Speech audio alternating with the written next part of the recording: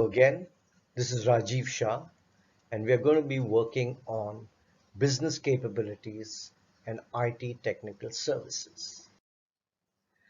The outcome from today's lesson or today's session will be canvases that express business capabilities and a canvas that will show us how a technical service can be played out. To start with, let's look at the canvases that we are actually going to build before we start work on them. This is the value stream canvas. It represents how an organization configures its business capabilities to deliver value to internal or external stakeholders, typically a customer. A value stream is all about understanding where we can bring in efficiency, where we can reduce time, where we can reduce wastage, and how can we make the process leaner. In some sense, it is similar to a flowchart, but it is more about modeling an entire business process.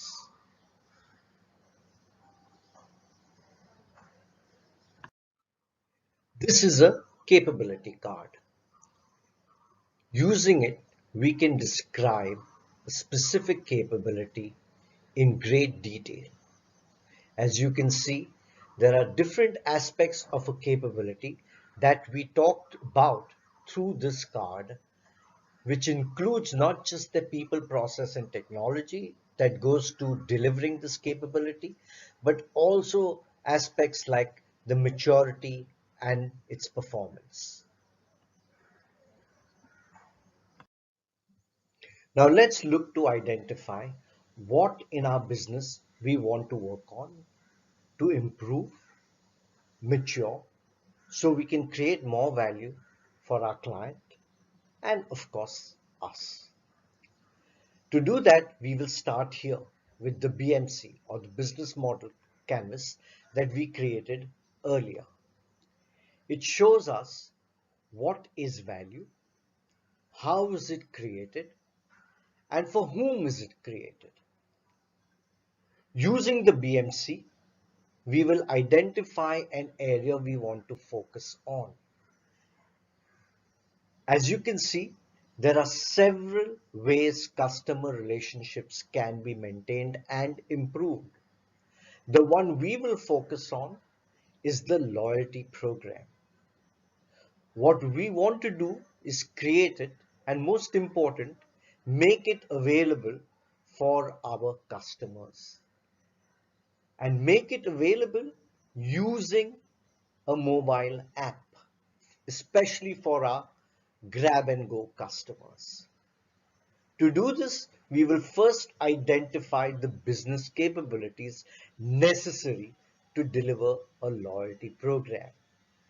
When I say business capabilities, I mean business operations, business muscle that will be required to deliver this entire service or functionality called a loyalty program. There are several ways that can be done. I'm going to show you how I would normally work this one. To do this, I first go about building a capability model. I normally use models from an organization called APQC because I don't want to build them from scratch. However, if the APQC model doesn't satisfy me, I also look at models from other organizations like a Gartner or a Forrester to fill in possible gaps. The result is a capability model like you see here. In this capability model, I have detailed out 4 levels, starting with the base, that is manage customer service, and moving down to level 4, which are the activities that each of the level 3 capability or capabilities will play out.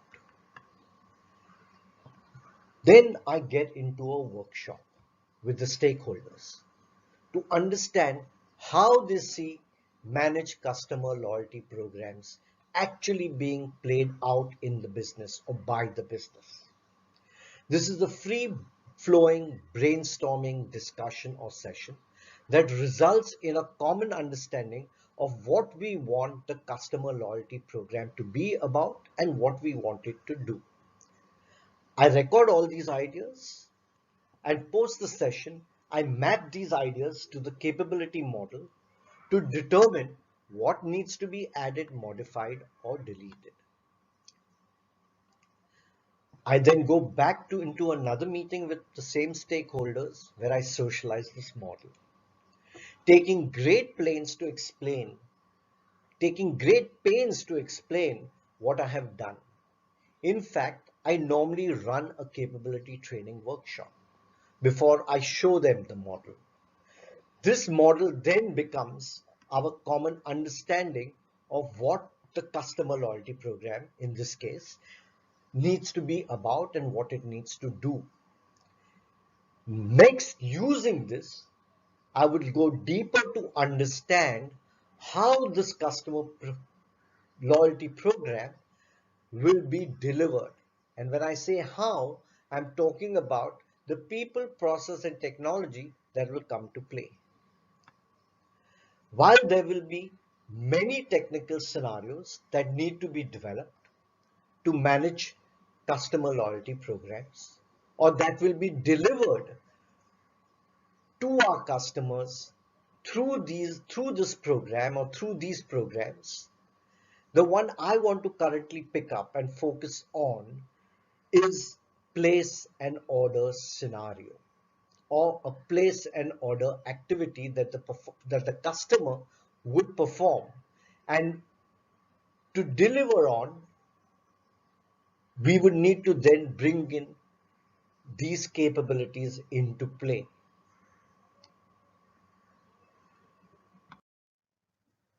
Here you see an example of the value services capability. In this case, the value service, of course, is place an order, whereby a customer can place an order for a cup of coffee or whatever else. For this service to be delivered, you can see these are the capabilities that will come to play or come into play, starting with managed customer service, moving down to the actual capability, which is enable the customer experience, and within that, a specific activity called place an order. Within this place and order, there will be certain tasks that will be performed by different stakeholders using different technology. And this third row gives us a sense of the opportunities we have for enabling this specific service called place and order. So let's run through this.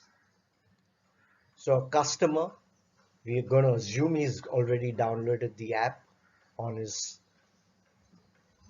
mobile. He opens the app. He then looks up and selects an option. This this choice that he made is automatically assigned to the loyalty program that he's a member of. Once that is done, he's asked to make a payment for this specific choice or selection. Once that happens, an order number is displayed with which he can go to the barista, to the counter, to the point of sale counter to get his coffee. But in a sense, this is what place an order does. Who is it done by? The open app is done by the customer. The lookup and select is done by the customer. The assign is done automatically, uh, basically using a cloud-based application. The payment is done by the customer using a gateway, and generate and display an order number is also done automatically by a cloud-based application. So here you see the various applications that come to play. And in this last are opportunities for us to actually deliver technical services for this specific value service, or one could even say to deliver on the specific capability.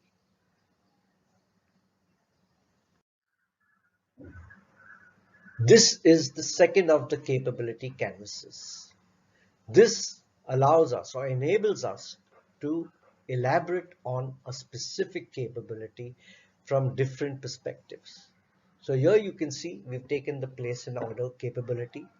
We've identified what we wanted to deliver or what is the outcome we want it to be able to deliver. The business service is, in this case, goes by the same name, which is place and order. How are we going to judge or evaluate the efficacy of the specific business service? By the number of orders placed using this mobile app and the orders delivered within a specific time frame that have come over the mobile app. Who are the people, process, and technology that are going to come to bear? The people is the barista back office manager. The process is the order placement, order confirmation, and order preparation. And the technology is the mobile app and the cloud solution. Now, we also have the ability to decide what is the current level of performance, maturity, and what part of our strategy it is aligned to. So here you can see, well, we don't really have this capability yet. So technically speaking, the performance at this point would not really exist, but we could identify the level of performance we want for this specific capability. We would also identify the level of maturity. Again, because the capability doesn't already exist, we would identify the level of maturity that we expect from this capability. And lastly, of course, what of our strategy is this capability going to be aligned to and help to realize? Here is another capability that I have elaborated on using the same capability card that we saw on the previous screen. Specific capability here is perform program analytics. It of course has its own outcome. The business service in this case is differently named. It is called determined program value. And by program value, we are talking about a loyalty program's value in terms of the number of people who've signed up for that program, the number of transactions that are being done through that program or that are in some sense aligned to that program, and then finally the spend, the amount of money that is being generated as revenue through each of these different programs. Who's going to be looking after it in terms of the person or the team? It'll be the marketing manager. What's he going to be doing with this? Once he does a perform program in analytics, he's going to be able to see it on the screen, print out reports, email reports, and of course, the technology behind the scenes that's going to support this capability or to perform this specific business service is a mobile app or a desktop app or a tablet app, and in the background is the loyalty BI solution. Similarly, from a performance, maturity, and strategy point of view, since we don't really have this capability, what we can determine is the level of performance and maturity we expect from it. And from a strategy perspective, we can define whether this specific capability or the specific business service is going to in some way impact our cost strategy or our revenue strategy or whatever else it may be impacting. We're now going to change perspective a little. We're going to assume that this capability, that is, plan and manage customer loyalty programs, already exists. That we are delivering the service or the services related to this capability, both to our external client and to our internal users. Our next step is to think in terms of, okay, what do we need to improve? What should we focus on if we want this complete capability called plan and manage customer loyalty programs to be even more efficient or and effective. There are two basic steps. The first step is to identify which of these many capabilities really needs to be focused on to create more value for both our customers and, in this case, us too. To do that, there are two steps. The first step is really about looking at each capability and evaluating it from a performance and a value perspective, and creating a heat map using those two parameters. That's normally my first step. So you take a capability, any capability that you see here, for example, on the screen, although this entire model is of something else, is just to give you an example or an understanding. So you take any capability and you evaluate how is this capability performing. You could use three fundamental parameters. Is it low, as in not performing well? Is it okay, average performance, or is it high performance? And the second parameter you could use against that is what's the value it creates for our client or customer and us. And again, you could use high, medium, and low. So if a capability creates high value or creates a lot of value, that's high, average value medium, and low value is L or low. Now that you've got performance and value defined for a capability or for all the capabilities, you can quickly decide where you are going to focus your limited resources on or in, so that you can make the entire functionality or this entire program more effective. The most straightforward thing is look for those that are of high value but not performing either, not performing well or average in performance. So those would be probably the first that you may want to go after.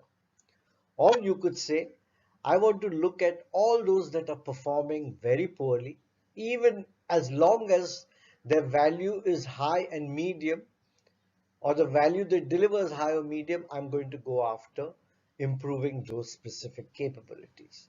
So in this way, using different parameters, you can home in on which capabilities you want to improve and how to prioritize them.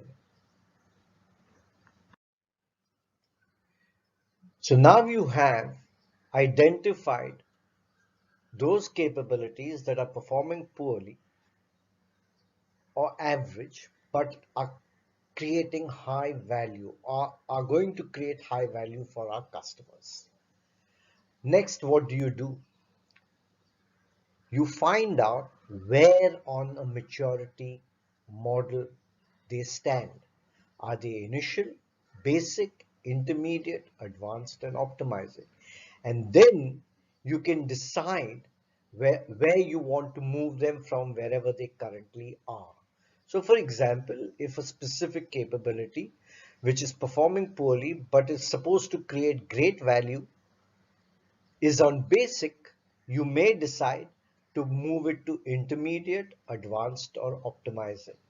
A word of caution though, you really can't move it from basic to optimizing rapidly.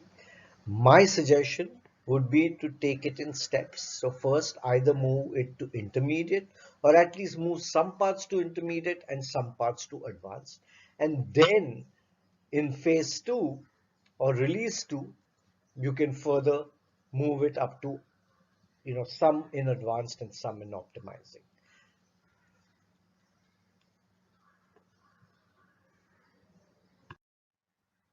So using the first heat map, we identified which capabilities to go after, which capabilities to prioritize for improving. Using the maturity model, we could then identify of those capabilities that we want to go after to improve, what level of maturity do we want to bring to each of them. That same heat map can then be, or that same maturity model can then be used to create a heat map. So we get a pictorial perspective of not just the performance and value, but also now from a maturity point of view, the current status and the future status that we want to take it to. With that, we've come to a good understanding of how to build, at least I hope we've come to a good understanding of how to build out a capability model, how to use it to prioritize what we want to improve so we can create more value for our customers. Let's move on to services. Now let's define a service. This is a service blueprint canvas. It helps us to articulate or express a service, the scenarios, and there could be many scenarios that are fulfilled through the service, and specific outcomes that are expected with the service being successfully played out. Here you see the how does the customer or your client access the service through online or offline means. Once he accesses the service, let's say through a kiosk or through his phone app or through a computer screen, or even vis-a-vis another human being, like if you went to a bank and you were talking to a teller, what are the actions that the customer takes over the lifespan of this service? As he engages in those actions, what are the corresponding actions that may be taken by us or by the organization? That's the front stage action. So it's almost like a handshake between the customer action and our reciprocal action. To support our reciprocal action, there could be some backstage action, something that happens behind the scenes.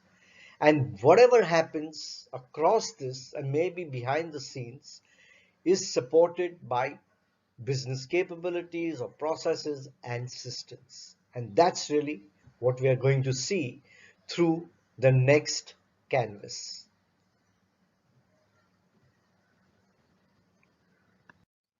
So let's build out an actual service using the service blueprint canvas. The service is a coffee shop point of sale solution. The scenario that we want to focus on is for the customer to be able to order and pay for a coffee.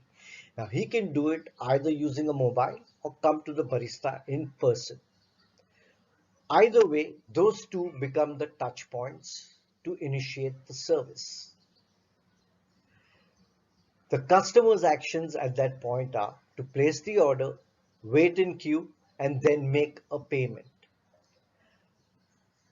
That's the front stage action from a customer perspective. The organization would, of course, do something like greeting the customer if he's come to the barista and is in front of the counter, then take his order and his payment. So that's one handshake that's done. Then in the back end, or they would start building out the order, preparing whatever the customer may have ordered. And to do that, they will use whatever specific processes and systems that have been given for this very purpose. And here you can see how the entire service, step by step, is being defined, is being engaged with by the organization or the barista, is being supported by backstage actions from the people who may be making the coffee, etc. And they in turn are being supported by systems and processes that enable efficiency and effectiveness in delivery. So this ends our lesson on services and business capabilities. architecture. Thank you and see you soon.